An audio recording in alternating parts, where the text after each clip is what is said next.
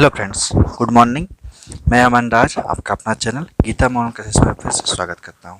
आज मैं आप लोगों के लिए क्लास 7 का सब्जेक्ट साइंस जो कि चैप्टर नंबर 15 है, जिसका नाम है लाइट एंड एसोसिएटेड फिनोमेना का क्वेश्चन आंसर का वीडियो लेकर आया हूँ। इसके पहले का क्वेश्चन आंसर का भी वीडियो लेकर आया, अगर वो नहीं देखे हैं तो इस वीडियो के एंड में प्लेलिस्ट पड़ा हुआ, वहाँ पर जाके देख सकते हैं। और साथ में आज हम लोग उसके आगे का वीडियो स्टार्ट करें, आगे का क्वेश्चन आंसर देखेंगे। तो वीडियो स्टार्ट करने से पहले आपसे रिक्वेस्ट है, अगर आप हमारे चैनल में नए हैं तो चैनल को सब्सक्राइब कर ले और साथ में नोटिफिकेशन बेल ऑन कर ले। और वीडियो अच्छा लगे तो लाइक जरूर कीजिएगा और अपने दोस्तों में इसको ज़्यादा शेयर कीजिए ताकि उन तक भी इन्फॉर्मेशन पहुँचे और वो लोग भी इस वीडियो का लाभ ले सकें। तो चलिए स्टार्ट करते हैं।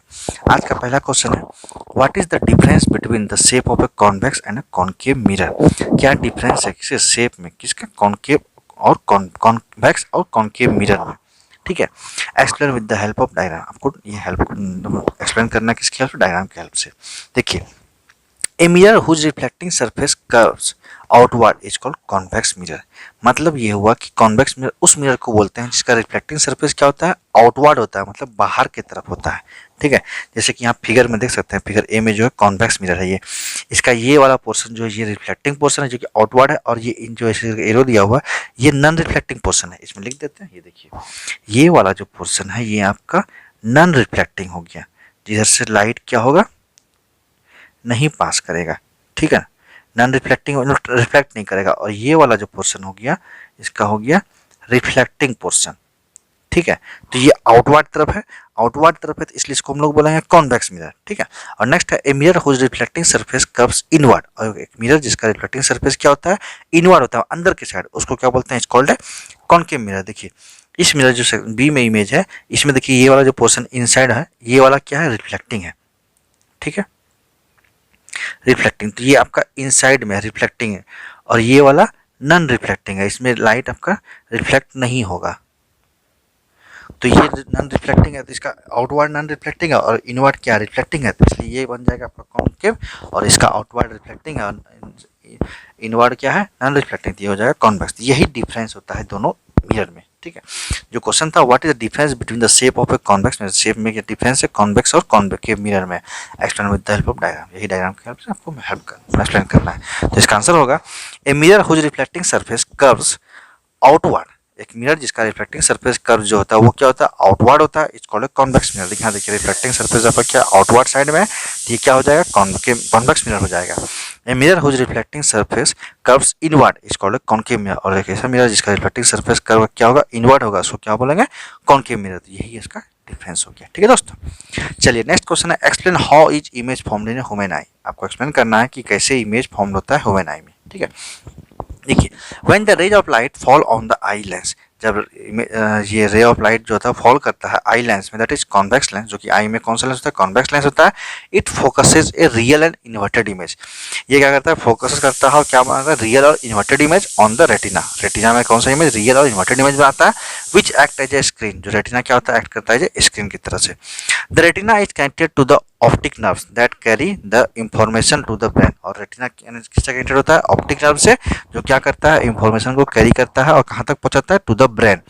The brain then interprets the information, और उस ब्रेन को फिर क्या करता है, वो इंटरप्रेट करता है उस इंफॉर्मेशन को जो कि ऑप्टिक नर्व के थ्रू रेटिना के भेजा है, उसको वो इंटरप्रेट करता है उस इंफॉर्मेशन को, and forms a real and erect image. और वो फिर क्या बनाता है, रियल इमेज बनाता है और साथ में इरेक्ट। तभी वो क्या था, इन्वर्टेड था, अभी इरेक्ट इमेज बना दिया, कौन, ब्रेन ऑफ द ऑब्जेक्ट। किसका, तो ऑब्जेक्ट का, with the correct size, with the correct size के साथ। ठीक है, तो कैसे वर्क करता है ये आपको समझ में आ गया ह्यूमन आई।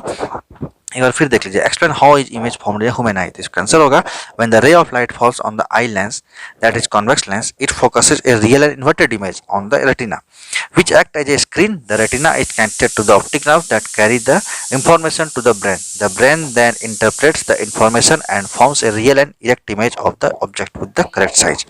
कहने का मतलब ये है कि जब आपका रे ऑफ लाइट फॉल्स करता है आई लेंस पे, जो कि कॉन्वेक्स लेंस होता है, वो क्या करता है, उसको फोकस करके रियल और इन्वर्टेड इमेज बनाता है। कहाँ पे, रेटिना। रेटिना किस तरह से काम करता है, जो स्क्रीन आई का। ठीक है, वहाँ पे क्या है, इसका इमेज बन गया कैसा, रियल और इन्वर्टेड, मतलब उल्टा इमेज बना। उसके बाद रेटिना किससे कनेक्टेड होता है, ऑप्टिक नर्व से, और वो क्या करता है, रेटिना आपको इंफॉर्मेशन को ऑप्टिक नर्व के थ्रू ब्रेन तक पहुंचाया, मतलब ऑप्टिक नर्व क्या करता है, इंफॉर्मेशन को कैरी करता है और ब्रेन तक पहुंचाया, और उसके उस ब्रेन वो ब्रेन क्या करता है, उस इंफॉर्मेशन को करेक्ट करता है, मतलब इंटरप्रेट करने के बाद उस इमेज को रियल और इरेक्ट इमेज बनाता है, मतलब उल्टा इमेज को सीधा करता है, और इमेज तो रियल ही बनता है क्योंकि उसको ऑपरेट नहीं कर सकते हैं, ऑप्टेन कर सकते हैं जहाँ रियल इमेज बनाया, क्योंकि उसके बाद इरेक्ट इमेज हुआ, और उसके बाद वो जो इरेक्ट इमेज बनाया साथ में उस ऑब्जेक्ट का क्या साइज है करेक्ट, उसको भी वो डिस्टिंग्विश करके इंटरप्रेट करके ब्रेन उसका सही जानकारी करके ये मैसेज देता है। ठीक है, और इस तरह से हम लोग किसी भी ऑब्जेक्ट को देख सकते हैं, वो भी करेक्ट साइज के साथ। ठीक है, तो कैसे वर्क करता है समझ में आ गया होगा। चलिए नेक्स्ट है, what are regular and irregular reflection, क्या है रेगुलर और irregular reflection, explain with the help of diagram, आपको एक्सप्लेन करना है डायग्राम के हेल्प से। देखिए, regular reflection is a reflection that takes place from a smooth and shining surface.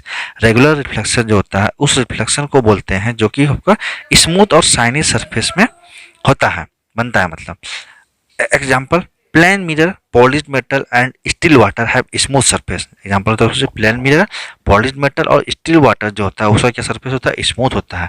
So the reflection forms there surface is irregular. Regular reflection, इस तरह से जो रिफ्लेक्शन होता है इस सरफेस पे वो क्या होता है, रेगुलर रिफ्लेक्शन। अब देखिए जो एक्सप्लेन करना है डायग्राम के, डायग्राम देखिए यहाँ पे नीचे एक सरफेस है, ये क्या आपका प्लेन सरफेस है, प्लेन है, स्मूथ है, तो इसमें जो रिफ्लेक्शन हो, जैसे ये रे आया, ये रिफ्लेक्ट हुआ सीधा चला गया, फिर आया रे, फिर रिफ्लेक्ट हुआ, तो ये एक रेगुलर वे में बन रहा है, मतलब ऐसे करके ये देख रहे हैं पैरेलल बीम ऑफ लाइट, तो पैरेलल ही रिफ्लेक्ट हो रहा है। तो रेगुलर रिफ्लेक्शन जो होता है वो कहाँ पे होता है, स्मूथ और शाइनी सरफेस में होता है, और इसमें जो रिफ्लेक्शन होता है वो भी एक रेगुलर पैटर्न में होता है।